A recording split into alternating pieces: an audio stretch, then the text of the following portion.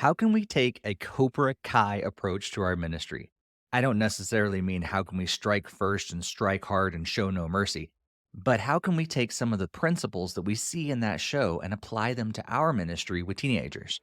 On this episode of Student Ministry Connection, we'll discuss what we can learn from Daniel LaRusso and Johnny Lawrence, but also provide 5 things that student ministry must do to keep moving forward.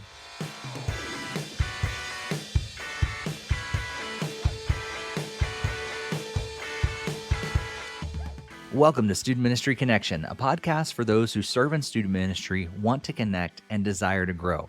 My name is Steve Cullum, and I've served in student ministry since 1999, first as a volunteer, then part-time, and eventually full-time for the last 18 years. And over those years, I've seen a lot of changes in how we minister to teenagers.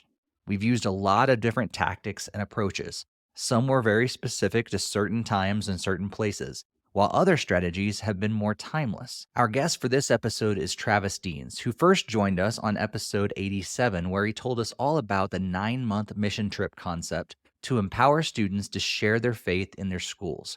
If you missed that episode, I highly recommend going back and check it out, not only to learn more about the 9-month mission trip, but also to learn more about Travis's story. On this episode, though, we're going to have a discussion around a recent blog post that Travis wrote all about Cobra Kai youth ministry. Some of you who are older probably remember Karate Kid, and maybe some of you are huge fans of it like Travis and me. I remember punching and kicking all around my parents' living room after seeing the original movie. That series of movies made so many kids in the 80s want to take martial arts. But what in the world does it and its recent sequel series Cobra Kai have to do with youth ministry? We'll share that right after I tell you about the sponsor for this episode. G-Shades is a youth ministry curriculum and teaching strategy focused on helping students see every life situation through the lens of the gospel. G-Shades has options to fit everyone with 3 plans to choose from. This curriculum gives you the resources that you need to do what you do better. Do you just need message outlines, a discussion guide, and a game? That's just over $200. Looking for a higher production value, including bumper videos, Instagram devotionals, and parent guides? That's just over $300. Or do you want an affordable, engaging video curriculum? G-Shades has you covered for just over $400.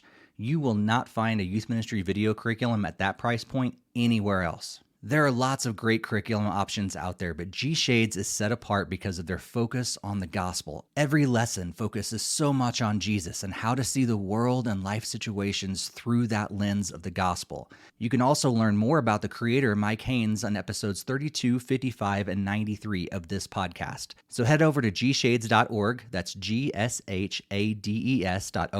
to download Season 5 of G-Shades Youth Ministry Curriculum. And be sure to use the promo code CONNECTION at checkout to save $20 off your order. G-Shades, seeing life through the lens of the gospel. Thank you so much, G-Shades, for sponsoring this episode. You can find the link to G-Shades in the podcast show notes. Thanks so much for being back on the podcast, Travis. Absolutely. It's good to be here. Some things have changed since the last time we have chatted, at least on the podcast, because at that time, we were doing different things, of course, doing student ministry, but now we're coworkers. That's right. How Which crazy is awesome. that? That's very cool. Yeah, so both serving with National Network of Youth Ministries. But if you want to learn more about Travis, like his in-depth story, feel free to jump on the last podcast that he was on. But Travis, could you give us just a brief overview of who you are, what you do, and that sort of thing before we jump into today's conversation? Yeah, sure. So I'm near Pittsburgh, Pennsylvania. I've been in youth ministry I think this is my 28th year. I've worked with parachurch ministry, helping students start campus ministries in our high schools. I was also a volunteer with National Network for 20 years before coming on board, helping launch youth leader networks around the Pittsburgh region. And I was a youth pastor for 10 years at a Christian Missionary Alliance church in the middle of all that. So yeah, I love youth ministry and I love helping youth workers and they are some of the greatest people on the planet. So, and in addition to youth ministry, you also enjoy Cobra Kai. I do indeed. Yes. Were you a big Karate Kid fan when you were younger?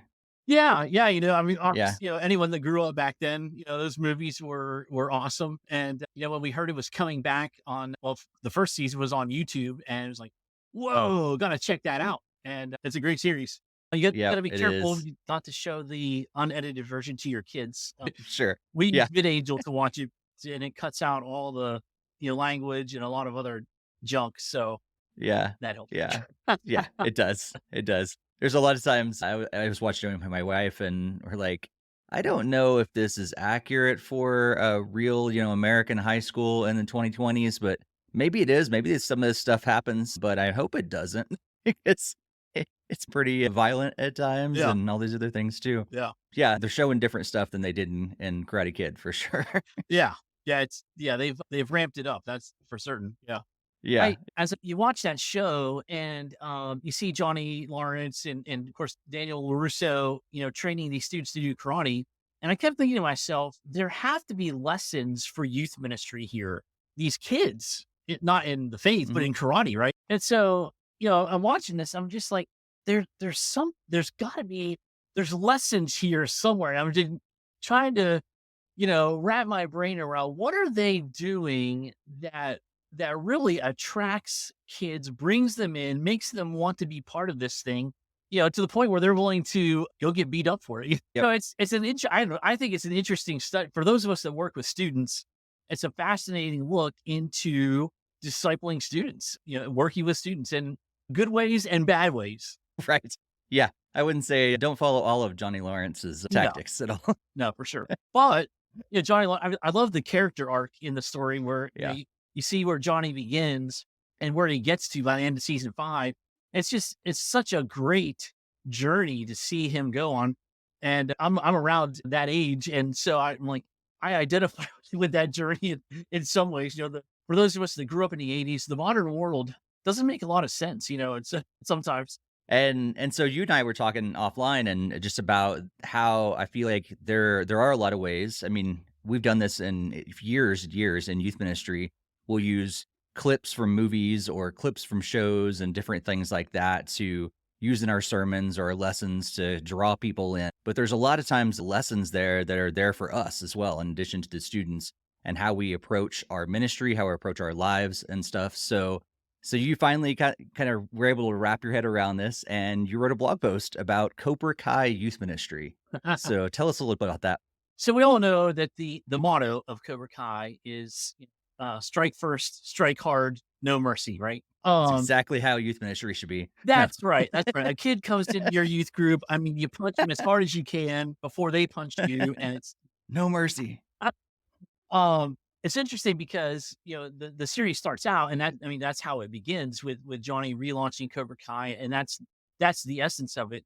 But the change that takes place in him and in how he approaches karate is really cool. So, but the things that have struck me is there's one phrase he uses, and there's a lot of there's a lot of ones that we will not quote here on this podcast, but there's one thing he says that really got me thinking about youth ministry, and that is he is always telling his kids, keep moving forward, right? Never settle for where you are. Even if you've won the All Valley Championship, that's not the end. You can still get better. You can still be better. There's a best in you that has not come out yet. And so, I think about our youth ministries, and I having been a youth pastor, I identify with youth pastors, in a lot of ways. I mean, I've gotten in trouble at board meetings. I've gotten confronted by elders for doing dumb things. I thought I was going to get fired once, but I didn't. I've had to write board reports, and you feel that pressure of expectation. So I understand a lot of youth pastors feel like, man, I am just trying to survive here. I'm just trying to keep my head above water. But I want to challenge all of us in the youth ministry world that it's never good to be satisfied with where we are. I got 30 kids, I got 50 kids, I've got 100 kids. Everything is moving fast and good and great.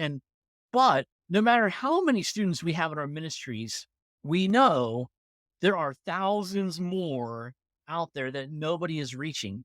And beyond that, even the kids that we have, we all know that the chances of them keeping their faith, continuing to walk in their faith, are not good once they graduate. And it's so I think it's always worth asking, what does it mean for me to keep moving forward in this ministry? What are the things that are going to help my students grow deeper. And one of the things I love about, in Cobra Kai, they bring these kids in. It's very action oriented, right? There's not a lot of theory and a lot of talk, and there's not a lot of sitting down and listening. There's a lot of doing, right? Yep. And when we think about teaching God's word, unfortunately, and I'm guilty. I'm as guilty of this as anybody. There's a lot of let me tell you a bunch of stuff, and you sit there and listen, right? There's not near enough. Hey, let's do stuff. Let's do some things. There's not near enough action, and for me, that's been a bit convicting. If I were to go back and be a youth pastor at a church again, I mean, I've been thinking, what would I do differently? How would I take the truths of Scripture and put action with them in a way that feels like I'm doing something? Like those kids, they could measure they could see themselves growing in their skills and abilities and what they could do. And do our kids in our churches, do they have that sense that, man, I am growing, I'm gaining the ability to accomplish things for the kingdom of God? And I don't know that that's always the case. I think that too often we're spoon feeding information, and there's just not enough. Let's get out and do this. And I'm sure there are youth ministries that are they're doing that. They're doing that for sure. But I think it's just that's one of those lessons for me that what is it? As we read the Gospels, I mean, Jesus did quite a bit of teaching, right? He definitely did that. But I mean, he took his disciples on the road, and there was a lot of action, right? Mhm. There was a lot of, I mean, the healings and deliverances, and there were just all of the interactions with people. There was, Jesus was not a, hey, let's sit around and talk kind of guy. He Mm. was a, let's go do stuff, and I'll talk about it as we do. It's true. But those are some of the thoughts that have been rolling around in my head That regarding all makes this. sense. Yeah, and I've thought for a long time too that I think, it's like you said, it's not bad to sit around and have discussions about the Bible and dig into the Bible together Yes, absolutely. and all these different things that happen in a youth group. But what's the purpose behind it? Where are you going with it? And Mhm. I've often felt like maybe it's a better approach if we approach our youth groups as a training ground rather than, just a holy huddle sort of Mhm. approach. And I kind of feels like the same sort of thing. Like, the guys in Cobra Kai are training their students to go and compete. That Yeah. it's all for the purpose of going and doing, like you said, action oriented. And so yeah, it seems like it could be a really good approach for our youth groups as well. And this is what I love about. I know you and I are both friends with folks over at Dare to Share, and this is one of the things I love about their ministry is that they have an engine that drives their ministry, right? Evangelism for them is the engine that drives discipleship, right? So we we a lot of times we're discipling kids, but there's nothing. We're not training them for anything, right? But when you train Mm. them for evangelism, when you train them, hey, you've heard the gospel, we're going to go out and tell people, we're going to go out and share the gospel with people.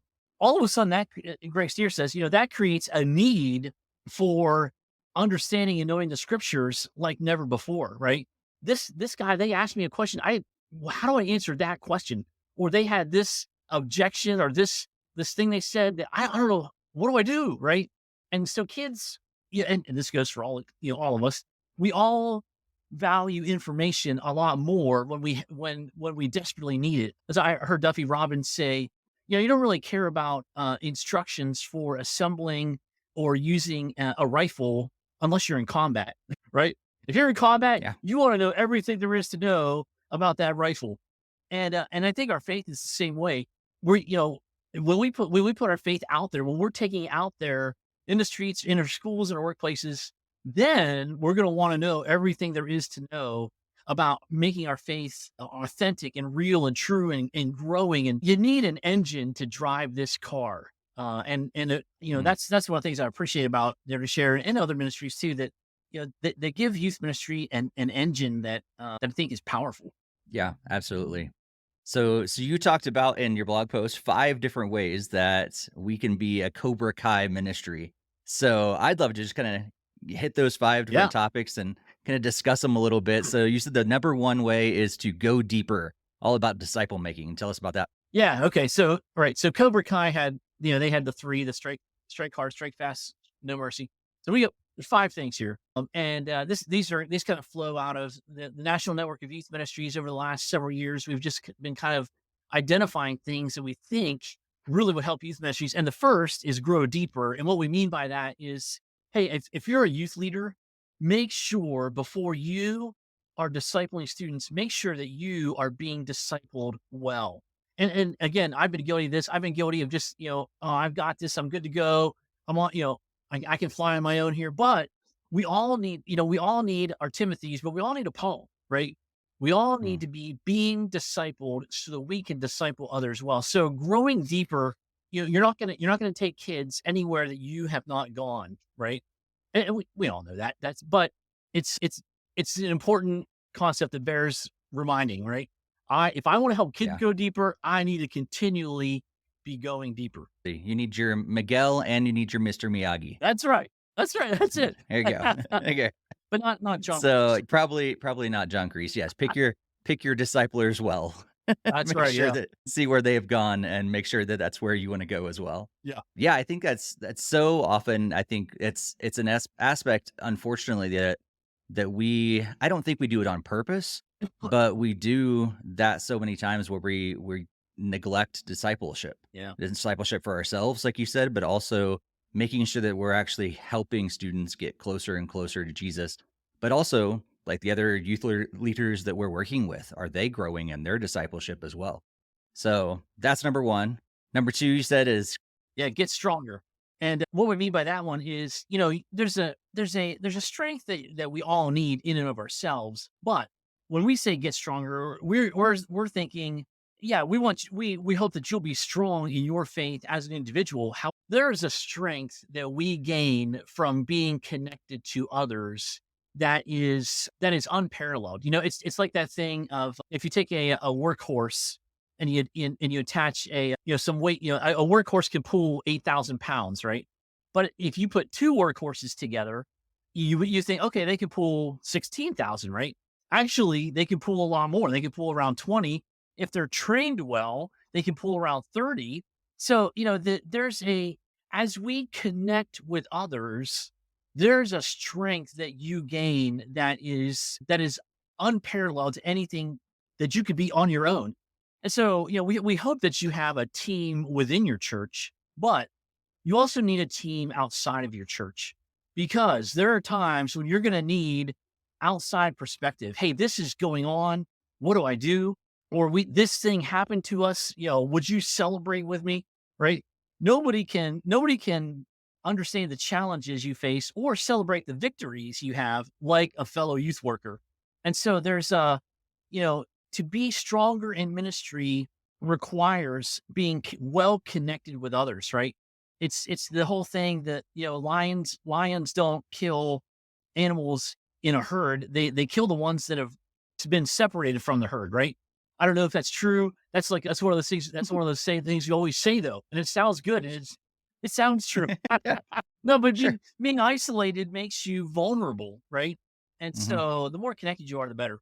Yeah, absolutely. And we see that played out in the show as well. I mean, Yeah. like when the kids are separated, that's when they get taken out. All of a sudden they band together. They're able to stand up, but also you see the different dojos banding together, That's right. even in the midst of the differences they have with each other. All of a sudden they come together and they're so much stronger. So I think there's definitely a parallel there with us as well. For sure. Yeah. So number three. Yeah, that one this is called connect wider. And what we mean by that is, as you connect with other youth leaders in your community, and as you get to know other people from other churches, you start to discover something. You discover, number one, wow, God is doing a lot more in my city or in my community than I realized. And number two, you realize, whoa, the needs out there are a lot bigger than I ever imagined. And number three, you discover resources that you didn't know were out there, ministries, organizations, social service kind of thing. You discover things that you didn't know were there as you get to know people around your community. And so we want to encourage youth leaders, listen, not only should you connect with other youth workers, but get to know your community better, get to know what's out there and get the bigger picture. One of the stories that I love is right there in Colorado, Steve, there's a youth pastor named Mhm. Morgan Marshall. And she wanted to understand the scope of the community. What what is the what does the big picture look like here? And she called all of the schools around the area and discovered there were 14,000 students. And she presented that to the other youth leaders in the network. Hey, let's start praying for these 14,000, and I really, I love that story because it's such a great challenge. I work with youth leaders in New York City. There's a million teenagers in New York City, right? And that's an extreme example, but whatever that number is for your city, your community, you should know what that number is. Where I live, the county that I live in, 10,000 is the number. There's 10,000 students in 6 school districts here. That is the mission field. Now, I know that I can't reach all those kids. No one church can reach all of them, but we have FCA here. We have Young Life. We have a ministry called Teens for Christ. We have all these churches. We have great resources in this area, in this community, but I wouldn't know that if I hadn't built relationships with other people and gotten to know people. So we want to encourage you connect on a wider scale because it will open your eyes to the mission field that's out there and resources that are out there to reach it. Exactly. And I'll just say as well, like we at National Network have some resources to be able to help you out as well. If that seems really overwhelming, like you're like, how do I even count how many students I have in my Yeah. area? We've got some resources that we can help you. We'd love to be able to do that with you and teach you how to map your community, but also kind of in that Yeah. process. Yeah, nice. Uh, It's important. That's really good you mentioned that, Steve, because we have a tool where we can tell you in a matter of 3 minutes how many students are in your city, and so it's really easy to find that number out, and it's good to know. Absolutely. So moving on to number 4, reach higher. Yeah, and this is the one that you would think this might come first, but the reason we put it in this order was, as you let your vision get bigger, as you let yourself see the bigger picture, I think what happens is it gets overwhelming and you realize, God, there's no way that I or any of us can do this on our own. We need you. The needs of your community should drive us to our knees, right? The needs of our community should drive us to our knees as we look at the number of students that are out there, as we look at the issues that they're facing, drug use and family disintegration, and just all the things that students are going through. All of those things should drive us to our knees, and we should be praying hard and recruiting others to pray hard for the students, the youth of our communities, of our cities. Imagine, every church having people dedicated to praying for the youth in your city, in the schools, in your community. I mean, that would be awesome. And I don't think we feel the need to pray as hard as we should until we have this bigger vision, until our eyes are open to this is way beyond what my church could do. This is way beyond what I can do, but it's not way beyond what God can do, right? It's not Mm, beyond yeah. there's no kid out there beyond God's reach. And so, you know, as this progresses, I think it takes us to a place where we're just like, God, if you don't do something, it can't happen. And we find ourselves in a place of dependence and reliance. And youth pastors are kind of entrepreneurial, right? We're really good at relying on our own ingenuity, and that comes in handy a lot of times. But it's not good when we rely on ourselves rather than relying on God. Yeah. And I think, like you said earlier, I mean, sometimes we do get, to ourselves and everything and focus on our, own ministry and that sort of thing, get too focused inwardly. But I think all on the other side of things, we get too focused on action within our group and trying to do stuff. But how often do we really sit down and just talk to God about it? Before we go and start putting plans on paper and before we start moving forward and everything, how much are we actually dedicating to our daily time, our Yeah. weekly time, praying with other people? I think sometimes it feels like, oh man, I would like to pray, but I got too much to do. Or Yeah. man, like I don't want to waste time praying. And Yep. that's a horrible thing for me to say out loud. But if I'm honest, that's actually what I'm thinking a lot of times. Man, I gotta stop in order to pray. And I don't want to stop. I Yeah. want to keep going. Yeah. Yeah. Yeah. And yeah, what could we do if we actually just dedicated a chunk of our day, a chunk of our week, everything to just praying? Yeah. Absolutely. Absolutely. So that So brings us to number 5. all right, so that leads us to the last thing. But actually, for me, again, this is like the fuel in the gas tank, right? This is the part that I'm like, okay, I want to rev the engine right here. Going further, as I look around my youth ministry and I see kids that know Jesus, I see kids that have a church family.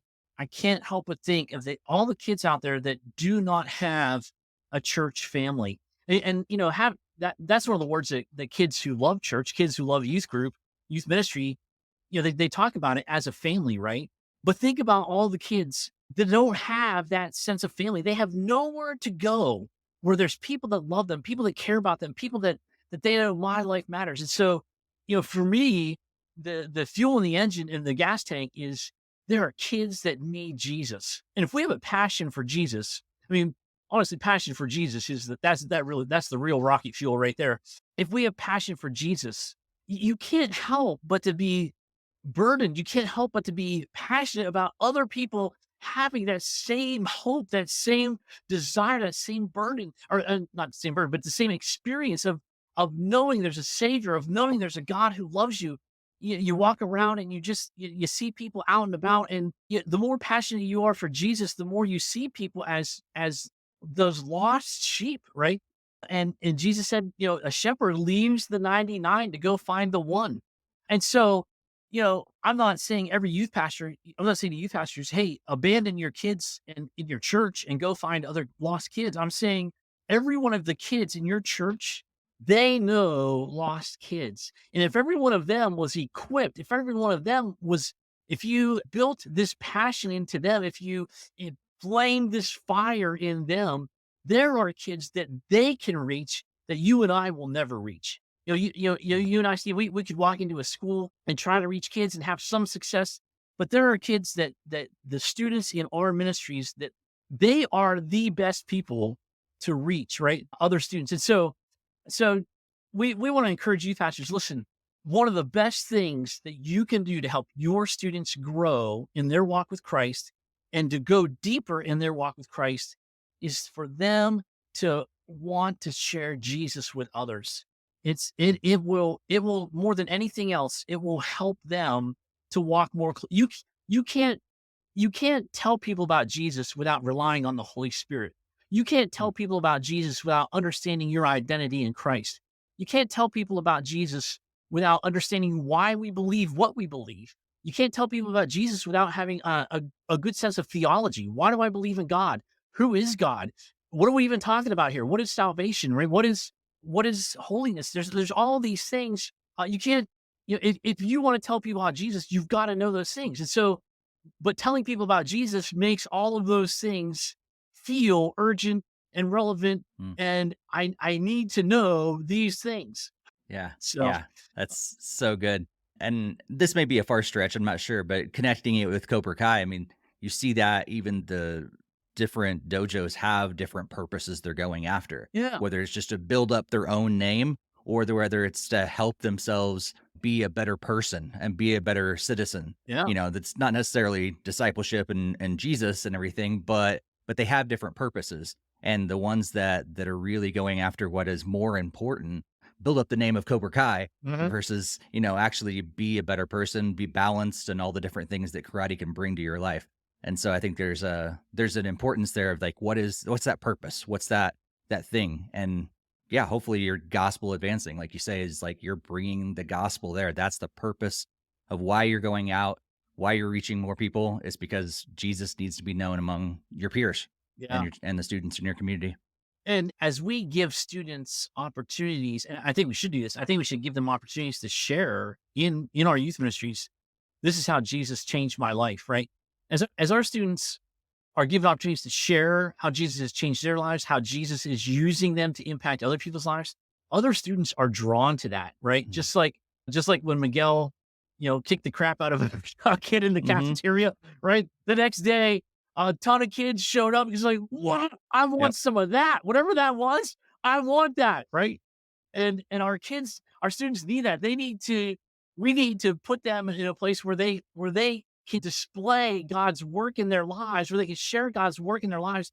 And other students will be drawn to that. They'll be like, whatever that is, I want that. Absolutely. Yeah. I had some fun earlier. I'm going to send you some photos. Well, I'll probably post this on our Instagram as well. Had some fun with some AI image creators. I'll send you the photos Oh, because I nice. can't figure out how to screen share right now. But I just put in like Cobra Kai youth ministry or karate based youth ministry, and I came up with some really funny photos. Oh, So cool. I'll share them with you, but that's just a hint for our listeners. That's why they need to go follow us on Instagram There to you see go. those photos that I came up with. There you go. Nice. Travis, it's been awesome to have you on. One of the things that I want to ask you before we close out today is just, I know there's student pastors, youth leaders out there who are listening who are potentially not connected very well. What kind of encouragement would you provide for them today? Yeah. So, number one, we'd love to invite you to visit nnym.org. There's a map on there. You click on your state and you can find networks of youth pastors that are hopefully near you. But if you can't find that, you contact us. We'd love to help you find a network near you. We'd love to help you start a network near you. But honestly, the simplest thing is just to, hey, I want to call the youth pastor at the church down the street or the church across town. I want to call that guy or that gal. Let's have breakfast. Let's get together. Let's have lunch and let's talk ministry. And then you invite somebody else to join and you invite somebody else. And I mean, it's really that simple. It's that simple to connect with people, but that is something we love to help you do. That's literally our job, is to connect you with other youth workers so that you can be the best youth worker that you can be. We are each other's greatest resource, right? There's lots of great youth ministry resources out there, but we are the greatest resource. Not you and me, Steve, but fellow youth leaders, right? Your fellow youth leaders are your greatest resource. And so, yeah, we'd love to encourage you in that way. Yeah, lean on them for sure. Yeah. And if people want to connect with you more, maybe ask you some more questions, follow up on what you're doing and all the different areas that you're benefiting the youth ministry world, what's the best way for them to get a hold of you?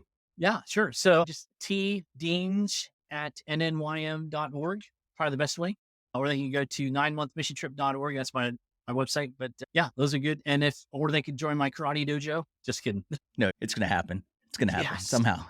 First ever youth ministry karate dojo. Someone needs to do that. Yes. I'm telling you, these photos are great. You should definitely check out our Instagram. You'll see what that could look like if we had a karate youth ministry. I For sure. I can't wait to see that. Travis, it's been awesome to have you on. We get to chat on a regular basis, so it's always great to do that, but also great to have you back on the podcast. And thanks for all you're doing with the 9-month mission trip, with NNYM and school clubs and gospel advancing and all these other things that you're doing for the kingdom. May God bless your ministry. Hey, thanks, Steve. You too. God bless you too, buddy. Thanks so much for being here for this episode. I really hope this conversation with Travis has not only connected you with him, but also helped you grow as a youth leader. If so, please be sure to let us know. And also, if you know someone else who might enjoy this podcast, be sure to share it with them. If you'd like to hear more from Travis and me, we were recently both guests on episode 61 of the Free Refills podcast from National Network of Youth Ministries. Speaking of which, if you'd like to support my ministry with the National Network of Youth Ministries, please follow the link in the show notes where you can sign up to be on my prayer partnership team and my financial partnership team. If you have any questions about what that means, please be sure to reach out. But thank you so much to all those who have partnered already. I really appreciate it. Before we go, I also want to thank G Shades for sponsoring this episode and so many more. Check out their website at gshades.org and use the promo code CONNECTION to save $20 off your order. And while you're over there, be sure to check out their blog and the brand new book from G Shades founder Mike Haynes. Also, if you're going to be at either of the Download Youth Ministry events in October or November 2023, I will be there as well, so be sure to reach out and say hello. And if you haven't contributed to the 2024 Youth Pastor Compensation Survey yet, put on by Dan Navarra, friend of the podcast, be sure to grab that link in our show notes as well.